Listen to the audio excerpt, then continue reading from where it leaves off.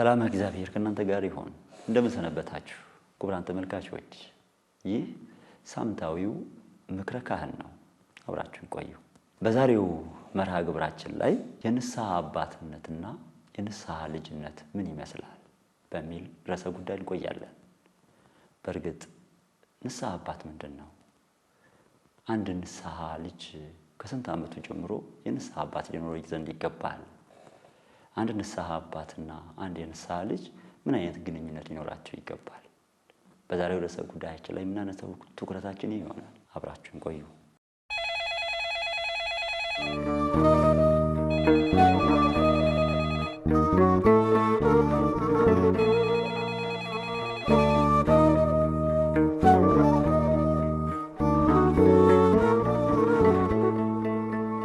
መምህር ጋብዣለሁ።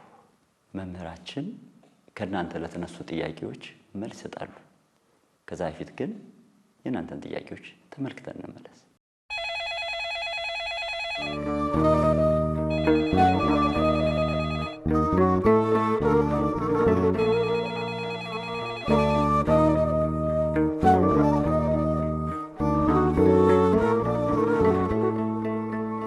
ሰላም ጤና ይስጥልኝ። እንደምት ስሜ አለም ይባላል። የመንፈሳዊ ስሜ ደግሞ ወለተ መድን ይባላል። ጥያቄ ነበረኝ። የመጀመሪያው ጥያቄ አንድ ምዕመን የንስሐ አባት መያዝ የሚችለው ከስንት ዓመት ጀምሮ ነው? ሁለተኛው ጥያቄ ደግሞ አንድ ምዕመን የንስሐ አባት ሲኖረው የሚያገኛቸው ጥቅሞች ምን ምንድን ናቸው የሚለውን ጥያቄ እንዲመለስልኝ ፈልጌ ነበረ። ሄሎ፣ ዮናስ ሙሉጌታ እባላለሁ። ከኮየፈጭ መድኃኔዓለም ፍኖተ ሰንበት ትምህርት ቤት ነው። ጥያቄ ነበረኝ። ጥያቄ ምንድነው?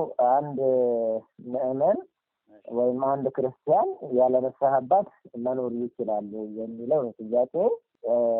ብዙ ክርስቲያኖች ያለ ንስሐ ሕይወት ብዙ ጊዜ ለቤተሰብ ሲመላለሱ የምንመለከተው ንስሐ ሕይወት ሲኖሩ ሲመላለሱ እንመለከታለን። እና ሌላው ደግሞ ንስሐ አባትና የንስሐ ልጆች ምን አይነት ግንኙነት ሊኖራቸው ይገባል የሚለው ነው። ይህን በተመለከተ ብዙ ጊዜ ምዕመናን በጽጌ ወቅት ላይ ቤተሰብ በተለይ ለማብላት ለመመገብ ብዙ ጊዜ ከንስሐ አባት ጋር ግንኙነት ሲያደርጉ ይታያል። ከዚያ በዘለለ በኋላ ግን ብዙ የማንመለከተው ነገር ስለሆነ እኚህን ሁለት ጥያቄዎች ቢመለስልኝ ነው ማለት ነው።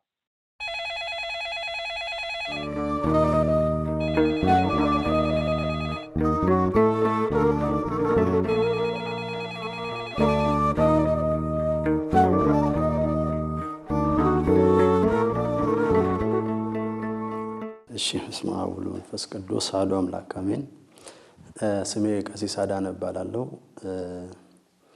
እድገቴ በሻሸመኔ ከተማ ነው። በታላቁ ደብር ከሳቴ ብርሃን ሰንበት ትምህርት ቤት በደብረ ስብሐት ቅዱስ ሚካኤል ቤተክርስቲያን ነው ያደግኩት። እድገቴ ብዙ ዘመኔን በሰንበት ትምህርት ቤት አገልግሎት ነው ያሳለፍኩት። ከዛም በኋላ ያው ከፍ ስል በክህነቱ አገልግሎት እግዚአብሔር አምላክ ፈቅዶ ወደዚህ ክህነት መጥቻለሁ። እንደገናም በታላቁ ቅድስት ሥላሴ መንፈሳዊ ኮሌጅ ደግሞ የነገር ሃይማኖት የአምስተኛ ዓመት ደቀ መዝሙር ነኝ።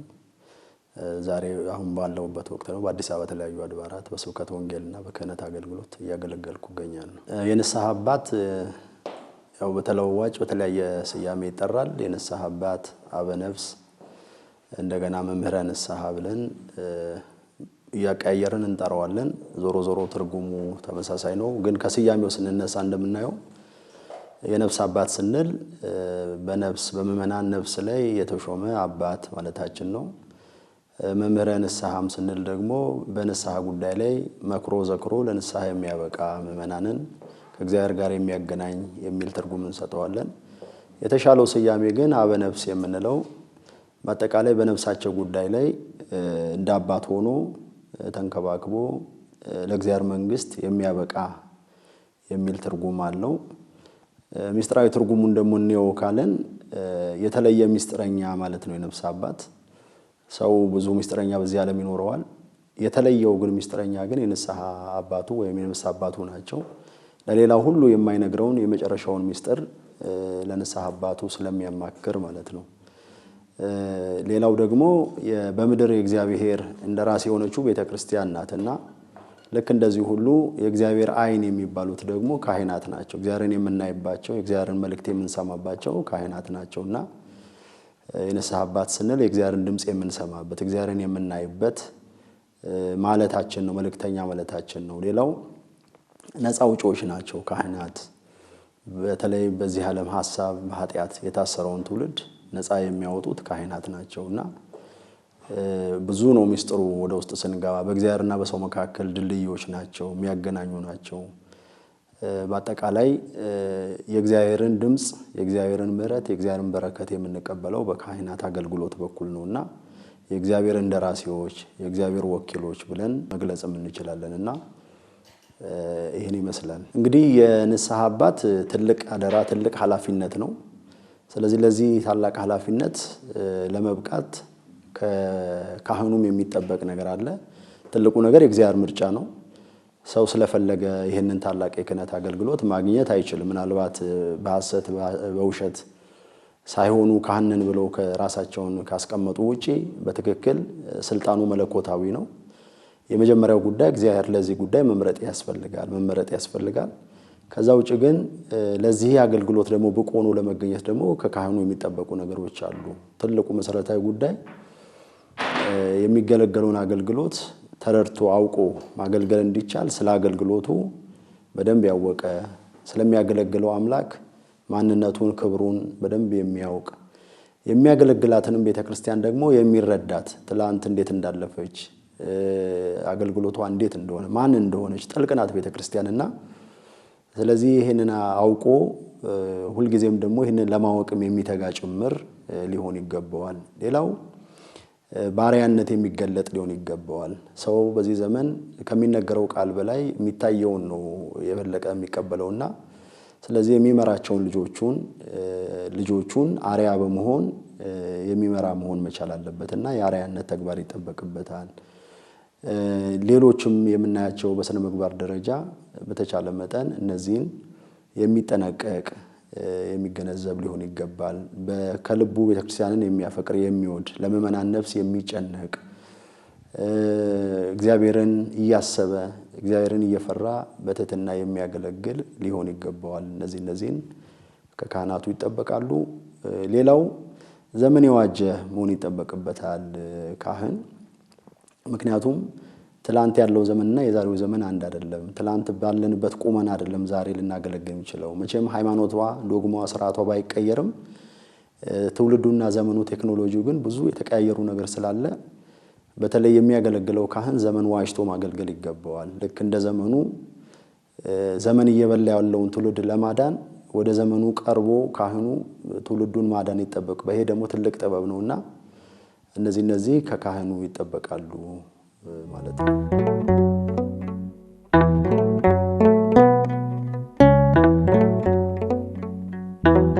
በጣም ጥሩ ጥያቄ ነው። ያው ብዙ ቦታ ላይ የሚነሳ ነው። ምናልባት እንደ ችግር በኋላ ላይ የሚነሳ ከሆነም አነሳዋለሁ የማስብ ነው። በተለይ ልጆች አገልግሎት የተዘለለ አገልግሎት ነው።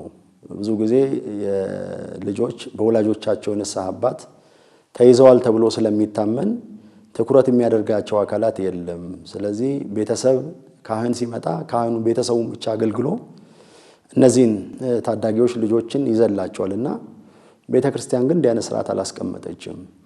አስቀድሞ አባታችን አዳም በገነት 7 ዓመት በንጽህና በቅድስና ይኖር ነበር። ከዛ በኋላ በከይሲ ምክር ከገነት ከወጣ በኋላ ኃጢአት በሰው ልጆች ላይ ምን ያህል አስጨናቂ ሆኖ እንደነገሰ እናውቃለን። ስለዚህ ከ7 ዓመት ጀምሮ ልጆች የኃጢአት ዝንባሌ ይጀምራሉ። ከዚህ በኋላ የኃጢአትን ክፉና ደግን የመለየት ዝንባሌ ይኖራቸዋልና ስለዚህ ቢቻል ከዚህ እድሜ ጀምሮ ከ7 ዓመት ጀምሮ በምክረ ካህን ተይዞ ማደግ አለበት አንድ ሕፃን። ክፉና ደጉን ደግሞ መለየት ሲችል ደግሞ ኃጢአትነቱን አውቆ ሲጀምር ደግሞ ቀጥታ ኃጢአት ካለ ደግሞ መልሶ ኑዛዜና ቀኖናው ተከታትሎ የሚሄዱ ናቸውና ስለዚህ ከዚህ ጊዜ ጀምሮ ቢይዝ የተመከረ ነው ማለት ነውና ብዙ ጊዜ እኛ የንስሐ አባትን የምናያይዘው ከኃጢአት ከኑዛዜ ጋር ብቻ ነው። ግን እውነት ለመናገር የቤተክርስቲያኑ ስርዓት በዚህ ደረጃ ብቻ የተቀመጠ አይደለም። ወደ ኋላ መለስ ብለን ካየን ለአባታችን ለቅዱስ ጴጥሮስ ራሱ ጌታችን መድኃኒታችን ኢየሱስ ክርስቶስ ይህንን የስልጣን የክህነት ኃላፊነት ሲሰጠው ግልገሎቼን አሰማራ፣ ጠቦቶቼን ጠብቅ፣ በጎቼን አሰማራ የሚል ታላቅ መልእክት አስቀምጦለታል። በዮሐንስ ወንጌል ምዕራፍ 21 ላይ እናገኘዋለን። በዚህ መልእክት ውስጥ ግልገሎች የተባሉት ሕፃናትን የሚወክሉ ናቸው። ጠቦቶች የተባሉ ደግሞ ወጣቶችን የሚወክል ነው። በጎች ደግሞ የተባለው አረጋውያንን የሚወክል ነውና በእነዚህ በሶስቱም እድሜ እርከኖች ላይ የመጠበቅ ግዴታ እንዳለብን ካህናትም የመጠበቅ ኃላፊነት እንዳለባቸው በግልጽ የተቀመጠ ነውና ስለዚህ ሕፃናቱ ማለት ከዚህ ጊዜ ጀምሮ መጀመሪያም በሕፃንነታቸው ወደ ቤተክርስቲያን እንዲሄዱ በቅዳሴው በቁርባኑ እንዲሳተፉ የቤተሰብ የንስሐ አባት ይሄ ትልቅ ኃላፊነት አለ። የማስተማር ከሕፃንነታቸው ጀምሮ በቃል እግዚአብሔር አፋቸውን እንዲፈቱ ቤተክርስቲያናቸውን እንዲያውቁ ከማድረግ ነው የሚጀምረው። ንስሐ የሆነ ዘመን ላይ ከርመን መጥተን የምንጀምረው ስርዓት አይደለም። እንደ ቤተክርስቲያን በ40 በ80 ቀን ሀብተ ወልድን ስመ ክርስትናን ከሰጣች በኋላ ቤተክርስቲያን ማሳደግ ያለባት ራሷ ናት። ከዚህ ጀምሮ የተማረ በኋላ ላይ ለንስሐ የማያስቸግርም። አሁን ትልቅ ችግር ይሆን ያለው በመሃል ላይ ይሄ ክፍተት ስለተቆረጠ ነው። በተለይ ሕፃናት ከንስሐ አባታቸው ጋር መገናኘት ያለባቸው ከመቼ ጀምሮ ነው የሚለው በግልጽ ቤተሰብም ሌሎቻችንም በግልጽ ስለማናውቀው ክፍተት አለና ሰዎች ከጎለመሱ በኋላ የወጣትነት ዘመናቸውን ጉልምስና ዘመናቸውን እንደፈለጉ ከሆኑ በኋላ ነው ሰው ለንስሐ የሚመጣውና ይሄ ትክክል አይደለምና የቤተክርስቲያኑ ስርዓት በምክረ ካህን ከ7 ዓመቱ ጀምሮ ቢሄድ የተመከረ ነው። ከዛ ደግሞ 10 12 ዓመታቸው ደግሞ ሲሆን የበለጠ በተግባርም ጭምር ወደ ኃጢአት የበለጠ የሚሳቡበት ስለሆነ በቀኖናውም እየጠነከረ የሚሄድበት ይሆናል። ጌታችንም ይህንን አብነት ሰጥቶናል። በ12 ዓመቱ ወደ ቤተ መቅደስ ይሄድ ነበር ይላልና በሊቃውንት እግር ስር ቁጭ ብሎ ይጠይቅ ነበር። ስለዚህ ከሊቃውንት ከካህናት እግር ስር ቁጭ ብለው ስለ ትምህርተ ንስሐ መማር ስለ ቤተክርስቲያናቸው ማወቅ ይጠበቅባቸዋል የሚለውን ለማስገንዘብ ነው።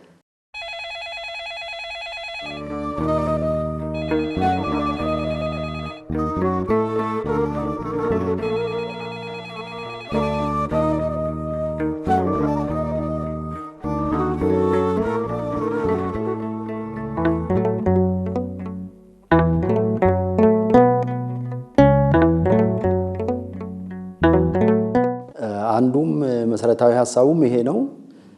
በፍጹም እንደ ቤተክርስቲያናችን ስርዓት ያለ ንስሐ አባት መኖር አይቻልም። የማይቻለው ለምንድነው? የሰው ልጅ ፍጹም ስለማይሆን ነው። የፍጽምና ደረጃ ላይ ያሉ ከሰው ወገን የሆኑ የንስሐ አባት እንዲይዙ አይገደዱም። እዛ ፍጹምነት ደረጃ ላይ ያልደረሰ ሰው በሙሉ በዚህ ዓለም ላይ ስጋ እስከለበሰ ድረስ በምክረ ካህን ተመክሮ በቃለ እግዚአብሔር ተገስጾ ለእግዚአብሔር መንግስት የሚበቃ ካልሆነ በስተቀር እንዴት ሆኖ መዳን ይችላል? ሚስጥራት በሙሉ የሚፈጸሙት በካህናት በኩል ነው። ካህናትን ሳንይዝ የትኛውን ሚስጥር መፈጸም እንችላለን? ከሚስጥረ ንስሐ ጀምረን ሁሉ ሚስጥር የሚፈጸሙት በካህናት በኩል ነው። እውነትም ለመናገር ትምህርትም የሚሰጠው ቢሆን በካህናት ነው፣ በአገልጋዮቹ ነው። ምክንያቱም ጌታችን ለሐዋርያቱ ጠብቁ ብሎ አደራ ቃል የሰጣቸው ለካህናት ቅድም ብለናል። የትኛውም የእድሜ ክልል አልተዘለለም ማለት ነው። ግልገሎቹ በተባሉት ውስጥ ሕፃናት የምንላቸውን ጠቦቶች በሚኖሩት ወጣቶቹንና በጎች በተባሉት ውስጥ አረጋውያኑ ሁሉም በዚህ ማዕቀፍ ውስጥ የገባ ስለሆነ ከንስሐ አባት ውጪ ሊሆን የሚችል ሰው የለም። በእርግጥ የነጻነት የመብት ጉዳይ ነው። ነፍሱን የሚፈልግ ሊያድናት የሚፈልግ ካለ ይሄን መንገድ ይከተላል። አልፈልግም የሚለው ደግሞ አንዳንዶች በዚህ ዘመን ላይ ያው ሁሉም ካህን ነው፣ በቀጥታ ራሳችን እግዚአብሔርን ማግኘት እንችላለን፣ ካህን ጋር መሄድ አያስፈልግም የሚል አስተሳሰብ የሚያነሱ ክፍሎች አሉ። ይሄ እውነት ለመናገር ትዕቢት ነው። ይሄ እውነት ለመናገር በሃይማኖት ሚዛን ሲታይ ከእግዚአብሔር ጥል ነው።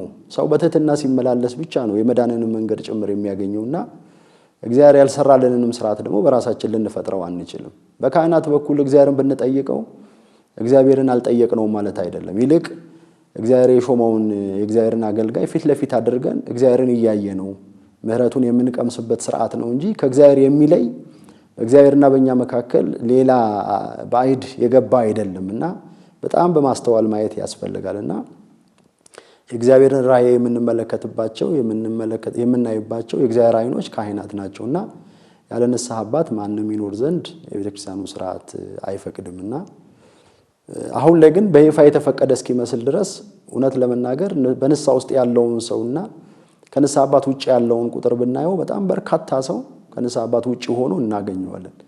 ይሄ ደግሞ በትምህርት የሚስተካከል ቅድም እንዳልነው ከምንጩ ከሕፃናት አስተዳደግ ጀምሮ ቤተክርስቲያን በ40 እና በ80 ካጠመቀች በኋላ የክርስትና አባት ብላ ያስቀመጠችው ሥርዓት አለ። ይሄ ክርስትና አባት ማለት ዝም ብሎ ለአበልጅነት ለስጋዊ ዝምድና የተቀመጠ ሥርዓት አይደለም።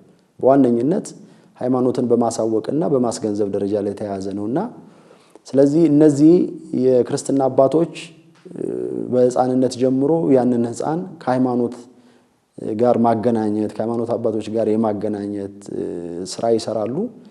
እንዲህ ያደገው ሕፃን በኋላም ላይ ሲጎለምስ ሲያድግ ማስተዋል ሲጀምር ደግሞ በራሱ የንስሐ አባት ይዞ ከንስሐ አባቱ ጋር እስከ ሕይወቱ ዕቅታ እስከ ፍጻሜ ድረስ የሚቆይ ሕይወት ነው እንጂ እውነት ለመናገር አንድ ቀንም ቢሆን ያለ ንስሐ አባት ማደር አይፈቀድም። በቤተክርስቲያኑ ሥርዓት የዕለት ኃጢአት ማሳደር አይቻልም። እንደ ቤተክርስቲያኑ ሥርዓት እንኳን አይደለም ያለ ንስሐ አባት መኖር ይቅርና ስለዚህ ሁሉ ጊዜም ሰው በዕለት ያጠፋትን ኃጢአትና በደል እየተናዘዘ ንስሐ እየገባ ከሸክም ነፃ ሆኖ ምክንያቱም ሞት ተሸክመን ነው የምንዞረው በየትኛው ቀን እንደምንጠራ እናውቅም። ስለዚህ ሁሉ ጊዜም ራሳችንን አንጽተን ቀድሰን በንስሐ አባቶቻችን በኩል ተዘጋጅተን የምንኖርን መሆን ክርስቲያናዊ ጠባይ ክርስቲያናዊ ሕይወት ይሄ ነውና ስለዚህ ባጭሩ አይቻልም ሊሆንም አይችልም የሚል ሐሳብ ነው ማንሳት።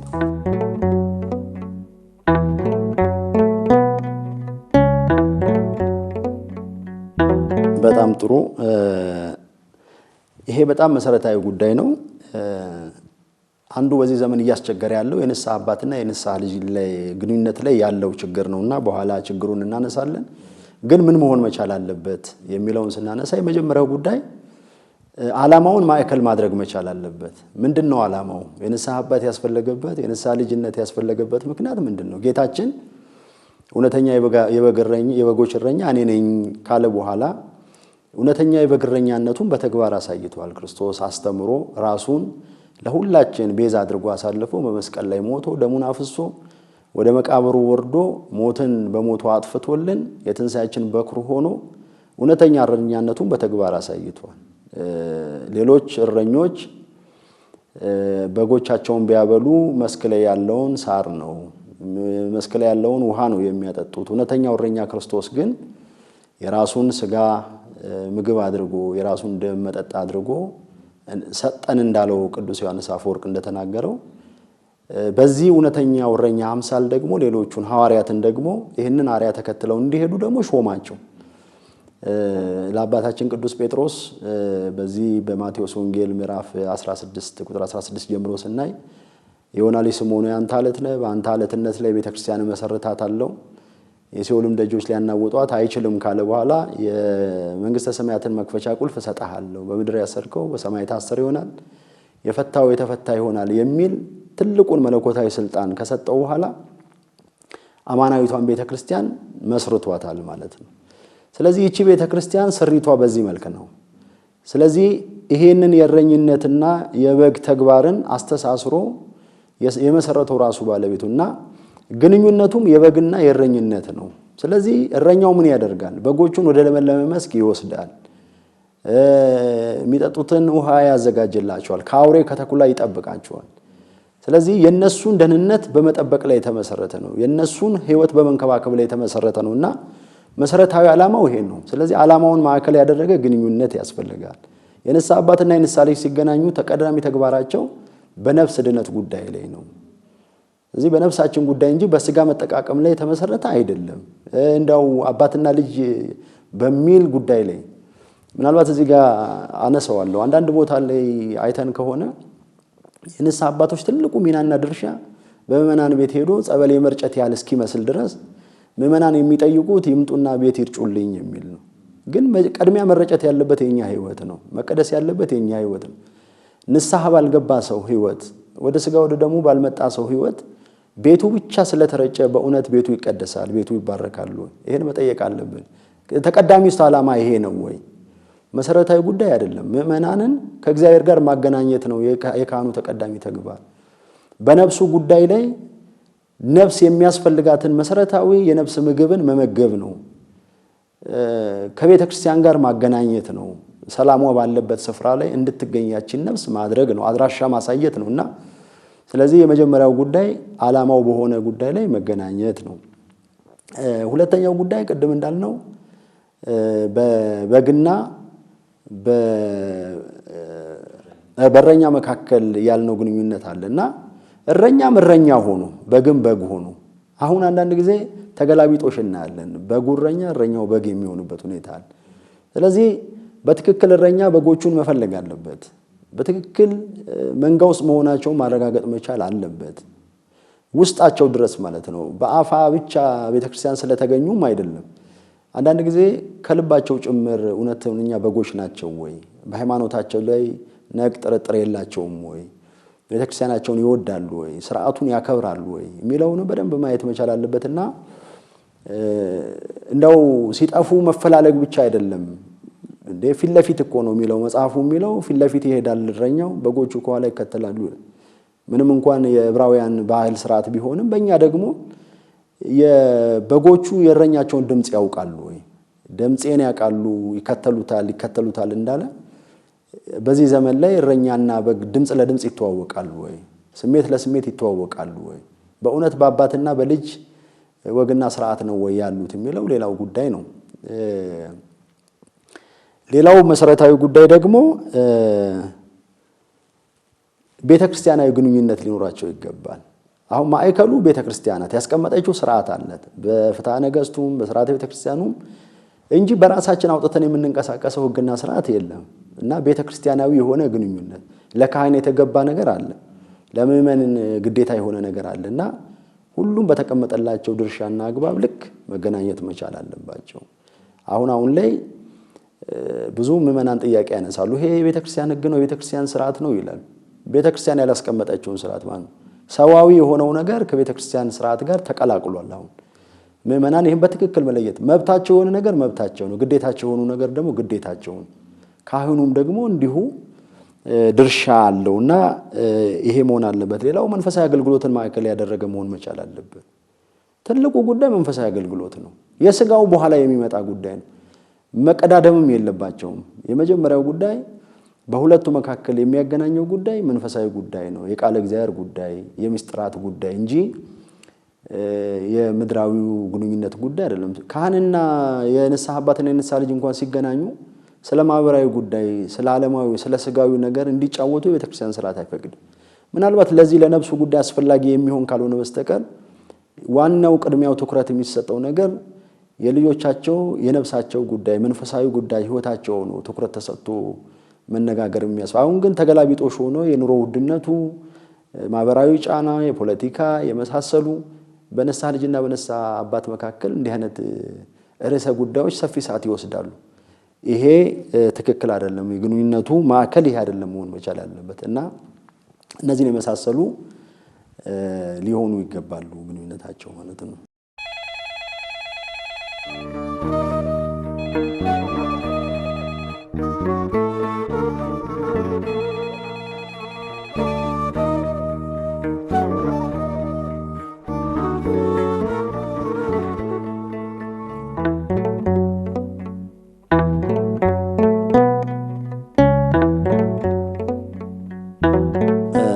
በጣም ጥሩ ነው።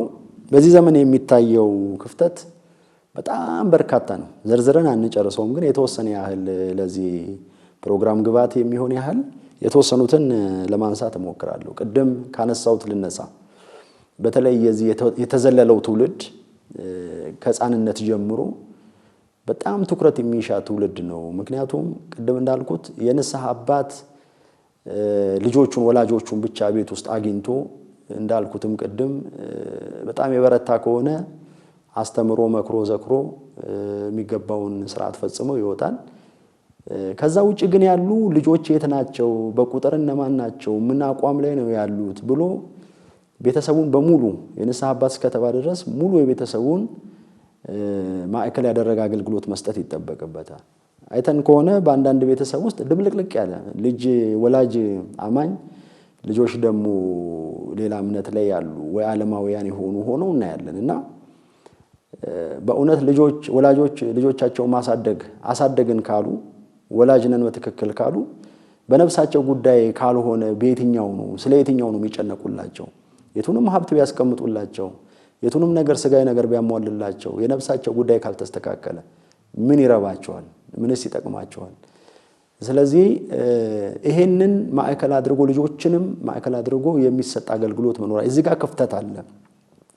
ስለዚህ ልጆቹ ከመጀመሪያው ጀምሮ ወላጆቻቸው ቅዳሴ ይዘዋቸው አይመጡም፣ ከንስሐ አባታቸው ጋር አስተዋውቀው ትምህርታቸው የቤተክርስቲያናቸውን ትምህርት በአግባቡ ካላስተማሯቸው ይዘው የሚያድጉት ነገር ምንድነው? ሙሴ እስራኤላውያንን ነፃ ለማውጣት እኮ የበቃው እናቱ ጡት እያጠባች ያስተማረችው ትምህርት ነው። እንደ ቤተክርስቲያናችን ሥርዓት በተለይ በልጅነት በህሊናችን ታትሞ የሚቀር ፍቅር ከሌለ ዕውቀት ከሌለ ካደገን ከተጣመመን በኋላ የምናመጣው ነገር ብዙ አስቸጋሪ ነው የሚሆነውና አንዱ ክፍተት እዛ ጋር ነው። ስለዚህ ምንድነው በዓለሙ ሙሉ ፓኬጅ የሚባል ነገር አለ። የንስሐ አባት ለቤተሰቡ ሙሉ ፓኬጅ ነው መስጠት ያለበት። ሁሉንም ሰራተኛ ጭምር ሳትቀር እንኳን አይደለም ወላጅ ልጆች አይደሉም የቤት ውስጥ ሰራተኛ አገልጋዮቹ ጭምር ሳይቀር በቤት ውስጥ ያሉ ቤተሰቦች ሁሉ ሳይቀር የሚመከሩበት በጋራ አገልግሎት የሚያገኙበት ሁኔታ መሆን መቻል አለበት። ያለበለዚያ እነዚህ ወጣቶች ከዚህ ጀምሮ አይዙም፣ ከዛ በወጣትነት ይቀጥላሉ። ከዛ በኋላ የዓለም ዘመናቸውን ሲጨርሱ ምናልባት እግዚአብሔር ከረዳቸው ነው እንደገና እግዚአብሔርን ፍለጋ የሚመለሱትና አንዱ ማየው ክፍተት እዚህ ጋር የተያዘ ነው። ሌላው በቁጥር ደረጃ የምናየው የካህናትና የምእመናን አለመመጣጠን አለ። በስታቲስቲክሱ ከሄደን በሁለት መንገድ አየዋለሁ ይሄንን። አንደኛ ብዙ ካህናት ጥቂት ካህናት ብዙ የንስሐ ልጆችን ይዛሉ። ስለዚህ እነዚህ በትክክል ተገቢውን አገልግሎት ያገኛሉ ወይ የሚለው መጠየቅ ነው። አዳርሰው የሚገባውን አገልግሎት የሚሰጡበት ነገር አለ ወይ? ከዚህ አንፃር አንድ ካህን ስንት ነው የንስሐ ልጅ መያዝ መቻል ያለበት? መቼም ይሄ ነው ተብሎ የተቀመጠ ቁጥር ባይኖርም በቤተክርስቲያን ግን ከዓላማው አንፃር ግን ሊያገለግላቸው የሚችለውን ቁጥር እንደ አቅሙ እንደ ጊዜው መያዝ ግን መቻል አለበት። ከዚህ ውጪ በጣም ብዙ ደግሞ ምእመን ደግሞ የንስሐ አባት ሳይኖረው ይኖራል፣ ከዚህ ተለያይቶ ይኖራልና እውነት በዛ ልክስ ደግሞ ቢሆን የካህናቱ ቁጥር በቂ ነው ወይ? እሱም ጥያቄ ይሆናል። ዞሮ ግን ምእመን መጥቶ ካህን አነሰ ካህን ጠፋ የሚባልበት ደረጃ ላይ ግን አልደረስንም። አሁን ባለው ሁኔታ ብዙ ምእመን ርቆ ከንስሐ አባት ውጪ ነው የሚኖረውና እኔ እንደ ችግር አየዋለሁና ይሄ እንዴት ይስተካከላል? ትምህርት ነው እንግዲህ ዞሮ ቀደም እንዳልኩት ከቤተሰብ ነው መነሳት ያለበት። እኔ በዚህ በግብረ ኖሎት ላይ ባለው ችግር በአውደ ምሕረት በሚሰጥ ትምህርት ብቻ ችግሩ ይቀርፋል ብዬ አላምንም። በተለይ የንስሐ አባቶች እስከ ቤት ድረስ እስከ ታች ድረስ የወረዳ አገልግሎት ስለሆነ የሚሰጡት ይሄንን በዋነኝነት መፍታት የሚችሉት እነሱ ናቸው። በወላጆች በኩል ልጆች የሚያዙ ከሆነ ብዙውን ትውልድ ማግኘት ይቻላል ብዬ አስባለሁ። ከዛ ውጪ በተለያዩ በትምህርት ቤት በተለያዩ ተቋማት በተለያዩ አደረጃጀቶች ውስጥም ደግሞ እንዲሁ የቤተክርስቲያን አገልግሎት የሚሰርጽበትን ሁኔታ መፍጠር ያስፈልጋል።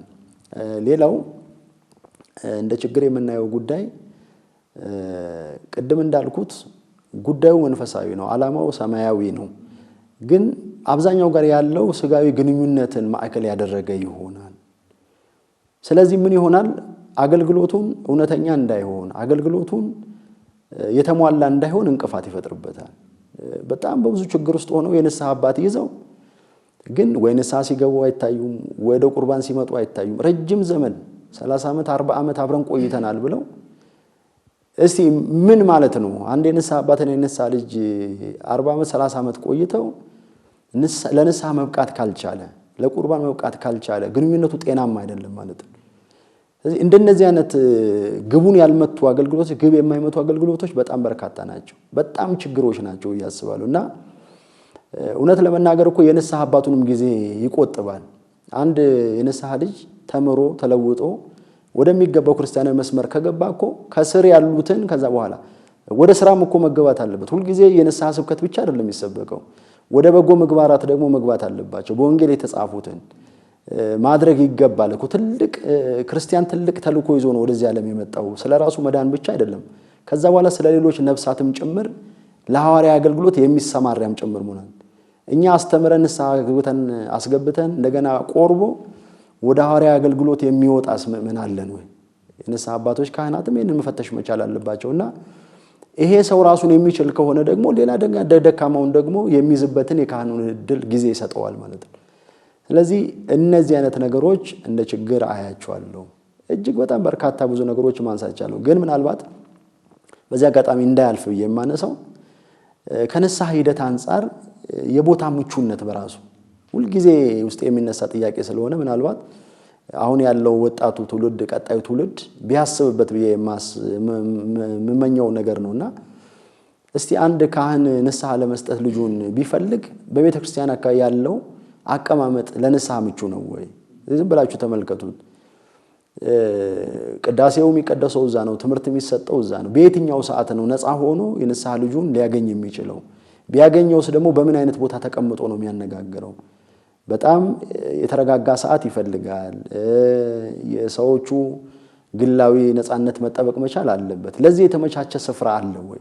በእውነት ይሄንን ችሎ በየአጥቢያው በየአድባራቱ ለንስሐ ብቻ ከንስሐ አባቶቻቸው ጋር ለመገናኘት ራሱን የቻለ ስፍራ ያስፈልጋል። አቀማመጡ ጭምር ለዛ የተመቸ ሊሆን ይገባል። የተረጋጋ ሰዓት ያስፈልገዋልና ከዚህ ጀምሮ ቤተክርስቲያንም ትኩረት ልትሰጥበት ይገባል። ይሄ የሚሰማችሁም አደረጃጀቶች ማህበራትም ጭምር ካሉ በዚህ ጉዳይ ላይ የሚሰራ አካልም ያስፈልጋል። ስርዓተ ቤተክርስቲያኑን በጠበቀ መንገድ ልክ ለክርስትና ቤት ብለን እንደምንሰራው ሁሉ ለሰንበቴው ለዝክሩ ብለን ቤት እንደምናዘጋጀው ሁሉ ለንስሐ ራሱን የቻለ ስፍራ ያስፈልገውም ወይ? ቤተክርስቲያን ውስጥ ነው ሚስጥሩ የሚፈጸመው። እንደምናውቀው ከቤተክርስቲያን ውጪ ይሄንን ሚስጥር መፈጸም አይቻልም። ምናልባት የተለየ ችግር ኖሮ የታመሙ ባልጋ ቁራኛ ወደ ዳኛ ተይዘው በጣር ላይ ያሉ ካልሆነ በስተቀር እግዚአብሔር ጤናውን የሰጠው ሰው መጥቶ ተራምዶ በእግዚአብሔር ቤት ነው ቀኖናውን ንስሐው መውሰድ ያለበትና ስለዚህ ይሄም በራሱ ችግር ነው ያስባለውና ከዚህ ጋር ተያያዥ ሆኑ በጣም በርካታ የሚፈለገው አገልግሎት ሰፊ ነው። በጣም ጠንካራ አገልግሎት ይፈልጋል። በዚህ ዙሪያ ግን ይሄን የሚመጥን ዝግጅት ግን ከራሳችንም ጀምሮ ከአጠቃላይ አካሄዱ ጀምሮ የለምና በሁሉም ወገን በተለይ ከምዕመናን ወገን ሰፊ የሆነ ክፍተት አለ። ሁሉን ነገር የመጠበቅ ስሜት ስለ ራሳችን ጉዳይ ራሳችንን ማንን እንጠብቃለን? ሰው ለመዳን የፈለገ ሰው ራሱ ነው አንኳኩቶ ገፍቶ መምጣት መቻል ያለበት። ክህነትም የተቀበሉ ካህናት ደግሞ አይ መምጣት አለበት ብሎ ሳይባል እስከ ጥግ ድረስ ሄዶ የጠፉትን በጎች የባዘኑትን በጎች ደግሞ የመፈለግ ኃላፊነት ደግሞ አለ። የሚመጡትን ነፍሳት ደግሞ ቤተክርስቲያን መቀበል ማስተናገድ ይጠበቅባታል። ምናልባት በነገር ላይ ነገር እንዳይሆን ብዬ አንድ ነገርም ልጨምር። ምናልባት በንስሐ ልጅና ሂደት ላይ አንዳንድ ጊዜ የሚነሱ ወቀሳዎች አሉ እንሰማለን። ይሄን የሚዳኝስ አካል አለ ወይ? ለማን ነው ቅሬታ የሚነገረው? ከዚህ የተነሳ አንዳንዶች በራሳቸው እንደፈለጉ የንስሐ አባት ይቀያይራሉ። የቤተክርስቲያኑ ስርዓት አይፈቅድም። የንስሐ አባት የሚያዝበትም ስርዓት አለው፣ የሚለቀቅበትም ስርዓት አለው። ምእመን እንደፈለገ ደስ ስላላለው ብቻ የንስሐ አባቱን እንደፈለገ መያዝ መልቀቅ አይችልም። ሲመርጥም ደግሞ መብት አለው ቢባልም ደግሞ መስፈርቱ ምንድነው? የሚመርጥበት እንዲመርጥ የተፈለገበት ዋናው ጉዳይ ምንድነው የሚለውንም ማወቅ ያስፈልጋልና እዚህ ይሄ ሁሉ በራሱ መልክ ሊይዝ ይገባል። እንደው ዝም ብሎ እንደፈለገ የሚተውም እንደፈለገ የሚይዘውም በየያገኘው ቦታም ላይ ደግሞ ላገኘው ሰው ቀኖና የሚሰጠውም ይሄ ሁሉ የቤተክርስቲያን ስርዓት አይደለምና የንስሐ አባት አንድ ነው። ቤተክርስቲያን እንዳስቀመጠችው እስከ ሕይወታችን ዕቅታ ድረስ የምንይዘው ነው። ምናልባት በሞት ምናልባት አካባቢ በመቀየር የከበደ ችግር ካልተፈጠረ በስተቀር ምናልባት የንስሐ አባቱ አገልግሎት መስጠት የማይችልበት የጤና እክል ከገጠመው ካልሆነ በስተቀር በውሃ ቀጠነው ሁሉ የንስሐ አባትን እየተው እንደፈለጉ መሆን አይቻልምና እነዚህ ሁሉ ችግሮች ናቸው፣ መስተካከል ያለባቸው ናቸው።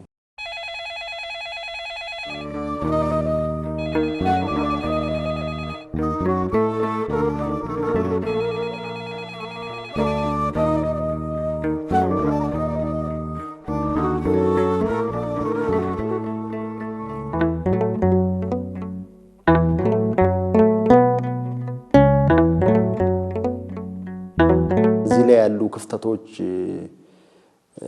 እንዳሉ ማወቅ ብቻ ትርጉም የለውምና ክፍተቶቹ እንዴት ይዘጉ እንዴት እናስ ምንኛ እኛ እንዴት አድርገን ድርሻችን እንወጣ የሚለው መሰረታዊ ጉዳይ ነው።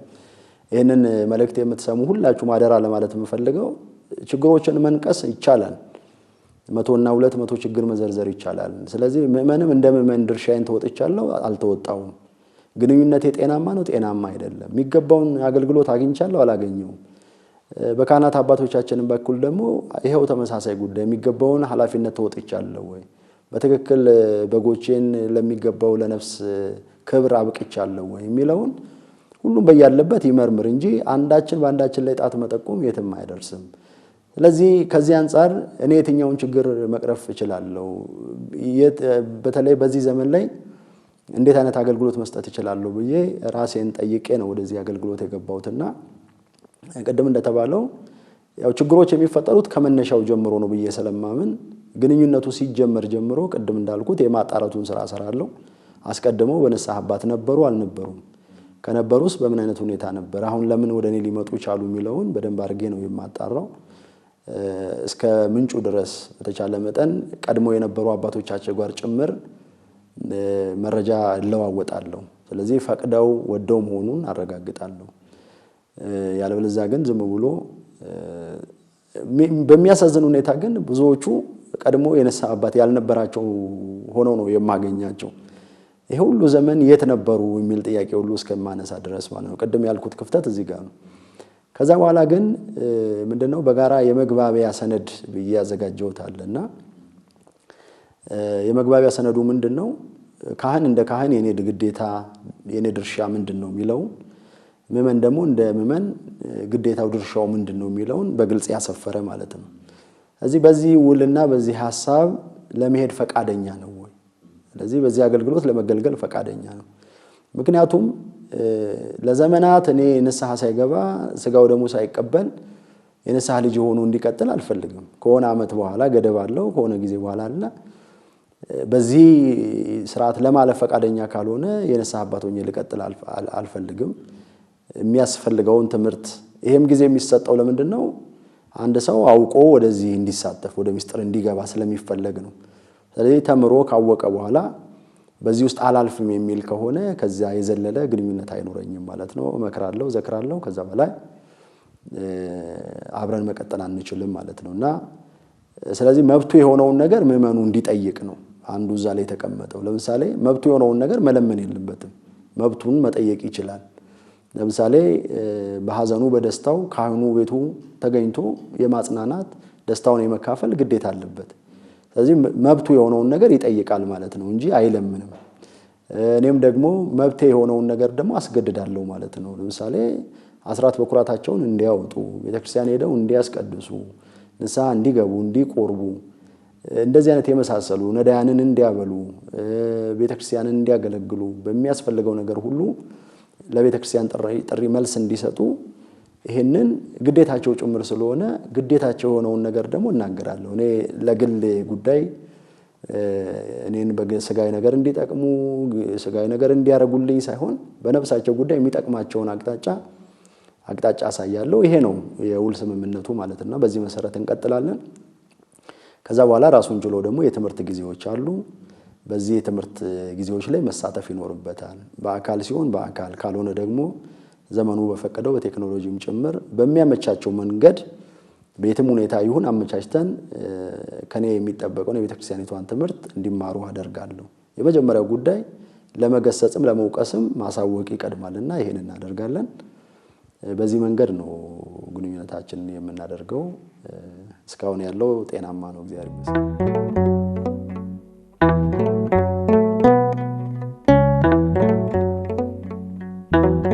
በዚህ በንስሐ ልጅና በንስሐ አባት ዙሪያ ያለ ትምህርት በስፋት መሰጠት አለበት ብዬ አምናለሁ። ሚዲያዎችም እዚህ ኦርቶዶክሳውያን የሆኑ ሚዲያዎችም በስፋት ሊሰሩበት ቢነገርም አሁንም ግልጽ ያልሆኑ መግባባት ያልተቻለበት የሁሉ ነገር ቁልፍ ያለው እዚህ ጋር ነው ብዬ አስባለሁ።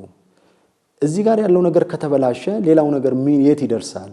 ሁሉ ነገር ያለው እዚህ ጋር ስለሆነ እዚህ ላይ አድምተን የምንሰራበት ሁኔታ መፈጠር መቻል አለበት። ኃላፊነት ያለብን አካላት የየድርሻችንን መወጣት አለብን። በተለይ ሚዲያዎቹ ደግሞ በደንብ ደጋግሞ እንዲነገር በተለይ ከንስሐ ርቆ ያለው ሰው የእግዚአብሔርን ርኅራኄና ፍቅር መስማት መቻል አለበት። ብዙ ሰው ፈርቶ ነው ከንስሐ የራቀው። እውነት ለመናገር ይቅር ይለኝ ይሆን ወይ በመጣ ይቀበለኝ ወይ የሚል በጣም ጭንቀት አለ። ስለዚህ ይህንን የእግዚአብሔርን ሐሳብ መንገር ያስፈልጋል። እኛ እግዚአብሔር ከምንናገርለት በላይ ርኅሩህ ነው፣ ቸር ነው፣ ይቅር ባይ ነው። የቱንም ያህል ኃጢአት ይዘን ብንመጣ ከእግዚአብሔር ምሕረት አይበልጥም። እግዚአብሔር የቱንም ኃጢአት በንስሐ ይደመስሰዋልና ፈርተው የራቁ ሰዎች መቅረብ መቻል አለባቸው። ከእግዚአብሔር በላይ የሚቀረብም የለም። እንደውም የተጠጋ ነው መጠጋት የማይገባንን ዓለምን ሰው አምኖ እንዴት ይጠጋል? ሰውን ምድራዊውን ሰው እንዴት አምኖ ይጠጋል? ሚስጥር ብትነግረው ሚስጥርን የሚዘከዝክና የሚያጠቃህ ነው። እግዚአብሔር ግን የነገርከውን ሁሉ የማይቆጥር አምላክ ነው። ይቅር ካለ ይቅር አለ። በእግዚአብሔር አምሳል የምናያቸው ካህናትም እንደዛ ናቸው። እንደው ሰው ስለሆኑ ስጋ ስለለበሱ አናስብ። የካህናት ሆድ መቃብር ነው ይባላል። መቃብር የቀበሩበትን ውጦ እንደሚቀር ለካህናት የተነገረ ሚስጥርም እንዲሁ የተከደነ ነውና የትኛውንም ነውርና ወንጀል አለብን ብለን የምናስብ ሰዎች በእግዚአብሔር ፊት መጥተን እናልቀስ። እግዚአብሔር እንባን የሚያብስ አምላክ ነው። ከበደል ከኃጢአት ከሸክም የሚገላግል እናንተ ሸክማችሁ የከበደ ኑ ያለ አምላክ ነውና ይሄን የቤተ ክርስቲያን ድምጽ የእግዚአብሔርን ድምጽ በተገኘው ሚዲያ ሁሉ ቢነገር ቢሰፋ ትውልድ ሁሉ ወደዚህ ቢመጣ እውነት ለንስሐ ሲመጣ ደግሞ ስለ ሃይማኖቱ ያውቃል፣ ስለ እግዚአብሔር ያውቃል። እያወቅን በመጣን ቁጥር ደግሞ የኖርንበት ህይወት ያስቆጨናል፣ የራቅንበት ህይወት ትክክል እንዳልሆነ ይገባናልና ይሄ መነገር መቻል አለበት ብዬ አስባለሁ። በሰንበት ትምህርት ቤትም ህፃናቱ ከልጅነት ቅድም እንዳልኩት ይሄ በተለይ ምክረ ካህን ተረስቷል። ብዙ ጊዜ ንስሐ ነው የሚባለው። ምክረ ካህን በጣም ወሳኝ ነው። በምክረ ካህን ያልተመራ ሰው ህይወቱ እንደው ዝም ብሎ በነፋስ ላይ እንዳለ ነው የሚቆጠረውና እንኳን መንፈሳዊ ህይወታችን ብቻ አይደለም ስጋዊ ህይወታችንም ጭምር በካህናት ሊመራ ይገባል። የካህናት ጸሎት ያስፈልጋል፣ የካህናት ተክሳጽ ያስፈልጋልና የብዙ ትዳር ብልሽት አለው እንደምታዩት። የብዙ ልጆች የቤተሰብ አስተዳደግ ችግር አለበት። የዚህ ድምር ውጤት ደግሞ ሀገር እንደ ሀገር ራሱ መልኳ ቅርጿ የተበላሸበት ሀገር እግዚአብሔር የምንለው የክርስቲያን ደሴት የምንለው አሁን በተግባር ሲፈተሽ ያለበትን ደረጃ መገመት ይቻላልና ወደ ቀደመ ክብር ለመመለስ ወደ መንፈሳዊ ማንነት ለመመለስ ይሄ ከግብረ ነሎት ጋር የተያያዘ ነገር መስተካከል መቻል አለበት። እረኞችም በአግባቡ እንደረኛ ይሁኑ። በእውነት ምእመናንን መክሮ ዘክሮ ወደ ትክክለኛው መንገድ የሚያመጣ ካህን አይራብም፣ አይጠማም። በእውነት ጊዜም አይበቃውም። አሁን እስቲዩት አብዛኛው ካህን ስጋውን ለመደጎም ብሎ 2-3 ስራ ይሰራል። በእውነት በዚህ አጋጣሚ የሚያሳዝነኝንም ልናገር። በቀን ስራ ላይ የተሰማሩ ካህናት አሉ። መስቀላቸውን ይዘው ክህነታቸውን ይዘው ድንጋይ የሚሸከሙ ከክህነት ጋር በማይሄድ ግብር ውስጥ ያሉ አሉ። የስጋው ኑሮ ስላልተስተካከለላቸው ነው እውነት ለመናገር። ግን በትክክል ምእመናንን ህይወት እንንከባከል ብለው ካሉ ይበቃሉ። ጊዜውስ ራሱ ለሌላ ስራ ሲተርፈናል እና ስለዚህ ምእመናንም ይሄንን ማሰብ መቻል አለባቸው። እረኞቻችን አባቶቻችን የት ነው ያሉት? ምን እያደረግንላቸው ነው ብሎ አስራት በኩራቱን ባለማውጣቱ እኮ ነው ምእመኑ ቤተክርስቲያን እንደዚህ አይነት ውድቀት ውስጥ ያለችው። በየአውደ ምሕረቱ መለመን እኮ እንደው ክብር አይደለም እኮ።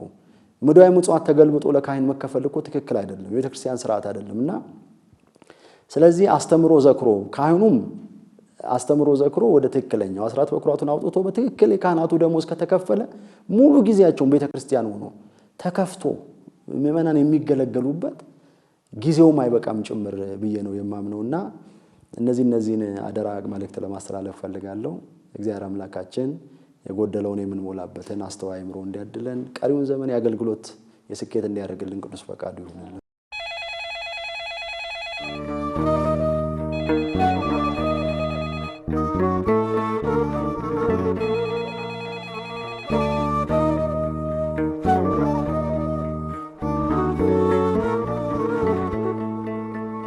በዛሬው መርሃ ግብራችን ብዙ ነገር እንደተማራችሁ ተስፋ አድርጋለሁ። ሳምንት ደግሞ በተለየ ርዕሰ ጉዳይ ሌላ መመሪያ ይዤ እቀርባለሁ። ሰላም እግዚአብሔር ከሁላችን ጋር ይሁን። ቸር